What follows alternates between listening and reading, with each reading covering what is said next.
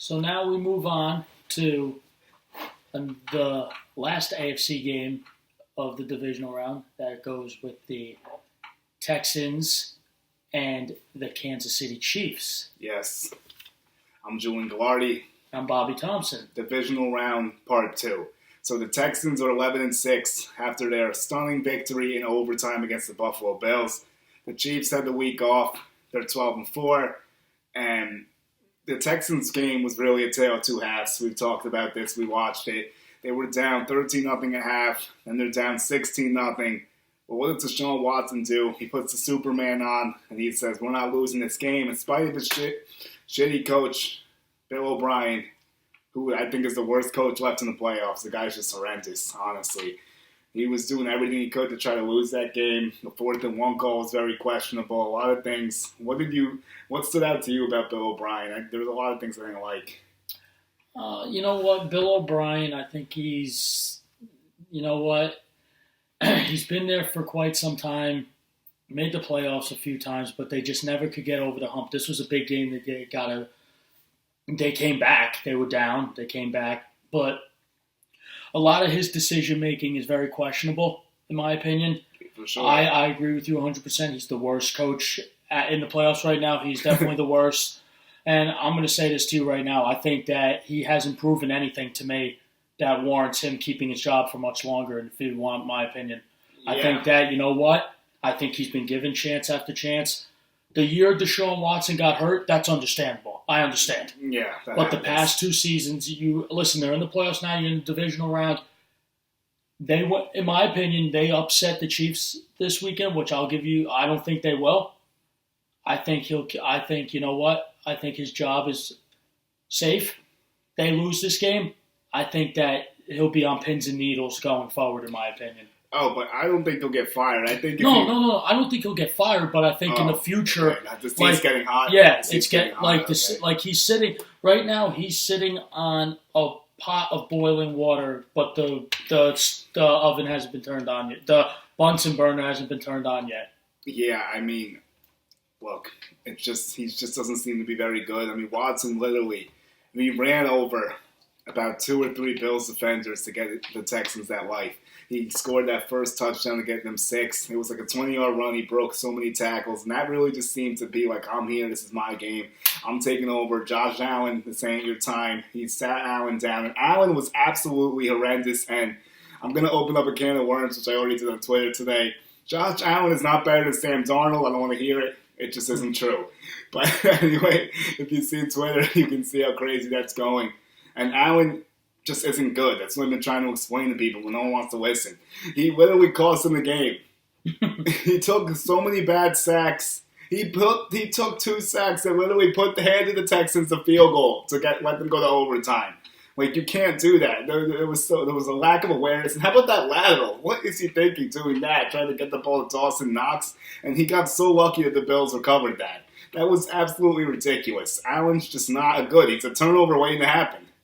Yeah, you know what? He does a lot. You know what? He could air it out with the best. Who's it going to, though? That's the thing. He overthrows a lot of people. He can keep the play alive with his legs, but the problem I'll give him credit for that. Problem is he doesn't get the ball out quickly as he should, and he does turn the ball over for a lot. That's one knock about him. But yeah, he lost the fumble in this game. The thing is that lateral was terrible. I don't know what he was thinking. What are you doing? If I'm Sean McDermott, I'm scratching my head. What the hell is going through your mind? Stop it. Yeah. That's what I would have done. That would be a prime segment this week if Mike Ditka was still on Sunday NFL. I really wish he was. We got to bring that on here. Stop it. Yeah, I know. We should get some. We should put that in the video edits. Like get a little snippet of that to stop it. We could actually do that at some point, but that would be the stop and play of the week. That lateral, like Josh Allen. What are you thinking? And again, 24, 46, 52% complete. Not very accurate. Quarterback rating under 70, but he's the best apparently. He's better than our guy. Sure thing. Bills fans keep telling yourselves that. It's okay. Twitter's a magical place where you can air out your opinions, I guess. 65-35 is complete nonsense, so I'm disappointed in my Jeff followers that tried to help. Thank you, but everyone else, I don't know what you're So if you're a Bills fan, I get you have to click out automatically. Maybe I'm following more Bills fans than I thought, but it's okay. We'll get through it next year. Next year, we're going to see the takeoff. I don't want to veer too much into this. It's just the Bills have a better line. They're built a little bit better than we were this year. It's Arnold this time. All right, enough. So back to the things that are important for the playoffs discussion here. The Texans, they throw for around 250 yards. They run for 140. They give up. Here's what's alarming, and this does not bode well for them in Arrowhead. They give up 280 yards passing to Buffalo. That's not a good sign by any means. Oh, and they give up 172 yards rushing, which, okay, I mean, the Bills could run the ball. They can. But here's the thing. That secondary the Texans are bringing to Arrowhead is a big problem. They ranked 10th amongst playoff teams when the playoffs started. They ranked last, 267 yards a game the Texans secondary gives up to Patty Mahomes and the Chiefs, who air it out for around 280 a game. The Chiefs offense also ranks 4th amongst the playoff teams at 28 points a game.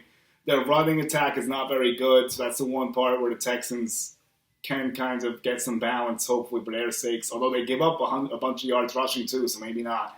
The Texans give up 120 per game. The Chiefs don't even run for 100 yards, so that kind of fizzle itself out, maybe. And then you look at the Chiefs' defense, which is surprisingly underrated at this point. 5th amongst the playoff teams when we began, giving up just 19.3.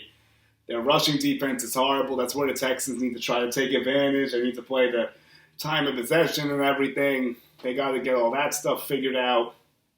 And they need to try to keep the Mahomes off the field, run the ball, pick up the first downs. Watson's going to be critical with that. And the Chiefs' pass defense is surprisingly stout. 5th amongst the playoff teams, 221 yards a game. The Chiefs' defense went from last year being the worst I've seen in a long time to really taking a turn for the better. And I think you could thank one player on defense for that. You could thank Tyron, the Honey Badger, for that one. He's really changed that secondary that was putrid last year. One thing that happened with the Chiefs, they lost their rookie safety, Justin Thornhill. He's big for them this year. He was out. He's not going to play. From what my understanding is, I don't think he'll be playing in the postseason. I will tell you this. The Chiefs' defense, their run defense is the weakness of their team. And here's the thing. For the Chiefs, the game plan. Keep Deshaun Watson in the pocket. Try to limit Nuke Hopkins. And don't let up the big play. And let Mahomes do what he's got to do. That's a game plan. For the Texans, the game plan is try to run the ball effectively. Because you saw in Arrowhead last year in the AFC Championship game, Sony Michel ran all over them. So that might be the blueprint. Yeah. But it's easier said than done. I'm telling you this. That guy, Chris Jones, in the middle the Chiefs have, he's a stud. He could do it all. He could rush the passer. He could stop the run. He could do it all for you. But like I said, with the Texans, run the ball, and on defense, pressure Mahomes and force him to make the mistake. But here's the thing. They're not going to be playing what they played last week. They're going to be playing a hell of a lot better quarterback this time. So they better be ready. Also, I will tell you this. I think having J.J. Watt back for that defense makes a hell of a difference. He made a big difference in that game, too. He had a big sack on Allen. I think that ended up taking him out of field goal range on one of the drives, actually. So Watt was the difference maker, as I was hoping he would be. I selected the Texans last week, and he ended up paying dividends, which is good. But this is just not the right time for the Texans, I don't think. I didn't go through this yet, so we got to do this. 9.5 is the spread. The over-under is 51. And Bill O'Brien's playoff record's 2-3. One of the games he only won because the Raiders had a third-string quarterback, though, so keep that in mind. So I want to see Andy Reid's playoff record because he has a bunch of playoff skeletons as well. I'm really interested. He can't win the big game. Let's do a guess. What do you think his playoff record is? I'm gonna go with like 10 or like 12 and like 15 or something. I'm gonna go with like 11 and 15. Okay, let's see what we have here with Andy Reid's playoff record. Wow, it's 140 wins in regular season and postseason. Okay, let's see. Why is it not telling me? This is really annoying. All right. I'll find it. But I think 10 wins is actually correct because it says he has 130 career. Okay, I got it. His postseason record's 10-9. So we were somewhat close. Like, he's around 500 in the playoffs, which I thought he may be a touch under, but he needs to figure it out and actually win a big playoff game for once, especially at home. He's been historically bad at home as well. I know the Chiefs have taken a couple home playoff losses under his watch. I would say at least 3, maybe more. How many have they taken? They took, remember in 2017? They took one to the Titans. That horrible loss to the Titans. They took one last year to you guys, obviously. In 2018, it was you guys. Yeah. And then I think they also lost. And they blew that game against the Colts, I think. Was that home or away? I don't remember. But they blew that. Oh, they also, in 2015, well, that's not at home. I'm just talking about playoff losses with Andy Reid in 2015. When they played the Patriots in the divisional round, they lost. Right, okay, yeah, well, okay, enough with that. We get it. He's not going to the playoffs either. So I want to go through some Chiefs stats. We'll make our score predictions, then we'll be on our way. So you can do the score prediction, actually, while I look up some stuff. Go ahead. Okay, well, what do you think? I'm going to go with, of course, the Chiefs winning this game. I'm going to go with them scoring over 30. Okay. I'm going to go 36. Oof, put it on them. 36 to 21. So they cover the spread easily. They do, and yeah. They go over. Yep, and my X factor is Tyreek Hill. Okay. Of course, Tyreek Hill. And for the Texans, my X factor for them, Duke Johnson. Actually, no. Take that back. Will Fuller. Sorry. He's playing, yes. Okay, yeah. You never know what's going to happen with him. So my X factor for the Texans is Carlos Hyde, actually. Really? Because he's going to need to be the one to move the chains and get those first downs. Watson, we know, is a freak. Obviously, he's no X factor. DeAndre Hopkins is DeAndre Hopkins. I think Carlos Hyde is someone who goes under the radar. Also, he was a Chief, let's not forget. Yeah. So that's going to be a potential revenge match for him. That's true. So I think Carlos Hyde. I also think Shady McCoy could be an X factor for the Chiefs. I'm interested to see what he has. You know, the old veteran in a playoff game trying to get that Super Bowl. Yeah. Let's see. And I know that the Chiefs, the Texans can be ran on, as we just explained. I mean, they just got gashed against Buffalo. The rush defense isn't very good. So will the Chiefs be able to get the ground game going so Mahomes isn't just dropping back all day? That'll be interesting to see. So McCoy only ran for 495, but he did get 4.5 per carry with 4 touchdowns on the season. In the receiving game, he caught 28 passes for 183 yards and 2 touchdowns as well. So, and then you look at the receivers for Kansas City. Travis Kelce leads the way. 94 catches, 1,200 yards, and 5 TDs. Of course, Tyreek Hill, he missed a few games. You know how many he missed? How many he missed? I'm not sure. Tyreek Hill missed... he only caught 54 balls this year. He missed I think he missed like 8. Oh, wow. I think he missed, or I'm going to say, I think like 6 or 7 games. Let me try to look, but I know he caught 54 passes, 800 yards, and it looks like around 7 touchdowns. So I'm trying to see how many he ended up missing. I want to see what him and Mahomes ended up missing. Also, the enigma that I'll continue to ask you about every week, is Sammy Watkins in or out? Yeah, Sammy Watkins, I think, is in, actually. Well, that'll be interesting to see. 50 catches, 660, and 3 touchdowns. Hardman has 500 yards and 6 TDs, and you got Robinson with 400 and 3 touchdowns. They have a lot of guys out there. That's they just got playmakers. Just trying to see. I want to see how many games Hills and Mahomes played. Then we'll be just about set. I'll give my prediction as well. Okay, let's see. Tyreek Hill. I'm going to say you're right, though. I feel he missed like somewhere from 6 to 8, I want to say. Seems about fair. I think Mahomes missed, like 3 or 4? Yeah. No. He missed 2. He only missed 2 games. Oh, I thought it was more than that for some reason. Well, Hill ended up, looks like he played in 12, but may have only started 9 or something. Maybe he left early in a few, I don't know. But it hasn't playing in 12 here. So, didn't seem like 12. Yeah, but his numbers were a little bit down for 12, I guess, but that's what ended up happening. Then we look at Patrick Mahomes. He, of course, still is really good at football. Not much has really changed with that. And you were 100% of the money with him. He missed 2 games.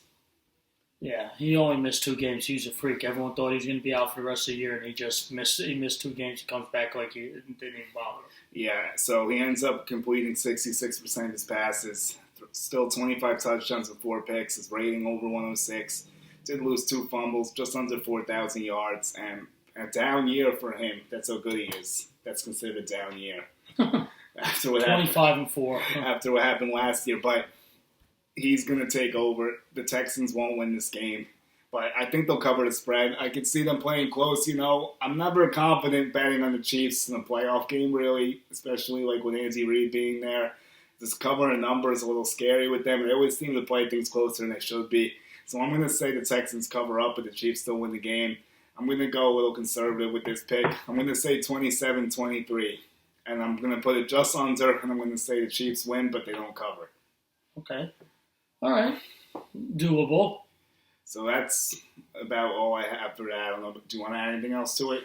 I'm just going to say if somehow the Texans pull this off and upset the Chiefs, I think that Andy Reid's seat should be hot because the guy can't win in big-time games. No, what? That's a fair point, honestly. The problem is that I'm not sure who to replace him with. That's the only issue. No, I understand. But he should be getting some attention if they lose to the Texans. With all that talent, they should be winning multiple Super Bowls, honestly. And the Chiefs are just a better football team than the Texans, too. Like, you're being given this team on a silver platter that just played an overtime game. They're not as good as you across the board, really. They're traveling to you. There's no reason to lose the game. No, I agree. It's all right there for you. If you lose to Baltimore, that's a different story, but this is not that. No, it is not. So, for this edition of our little preview, I'm Julian Gallardi. I'm Bobby Thompson. Next up, we're going to round it off, and we got Packers-Seahawks.